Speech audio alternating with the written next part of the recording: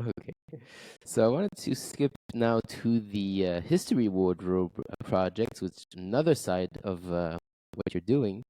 Can you tell us how and when the project came to life? Where did the idea first come from? Well, so it all fits together, I promise, that this love of history, this love of telling stories. And I've long been interested in antique clothing and how, I would look even as a child through books, history books, and think, what would it be like to live in an era where that's your image? What would it be like to be that person? And I think clothes help us make that connection. But after I finished my MA, I actually set up a historical theatre company in York with the idea of presenting history in a really vivid and really engaging way. And from there, I gradually started specializing. I met with people who were also specialists in clothes. And the idea was to create a series of presentations that were about clothing history in the sense of how it interacts with people, how the clothes can tell stories. So we started off doing really lovely Regency talks, including one called Undressing Mr. Darcy. And it was a slip of the tongue. It was supposed to be dressing Mr. Darcy, but once you've thought undressing, you can't go back. It was very educational.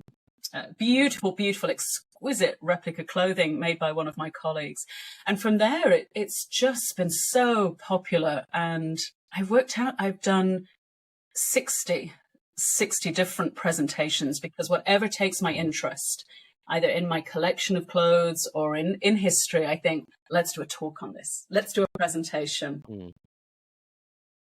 So how does a presentation usually go? So you bring clothes and then you show them, and you tell stories about the women who were wearing these clothes, tell a little bit about the history. It's really hard to describe, I think, unless you've seen a history wardrobe presentation. And we do go on Zoom now as well as in person, influenced a lot by lockdowns, of course.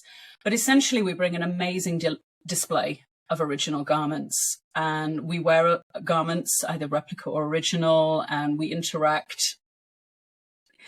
Like I said, how do you even explain it? I mean, we've done talks on Titanic.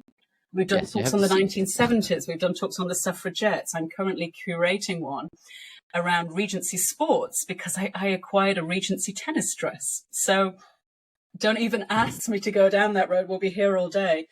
And a lot of the content is created by people sharing their stories with us. So people share their family history, and we can incorporate that and bring it to light and give it context. It's incredibly exciting and interesting. It can be really moving, and the clothes are fantastic.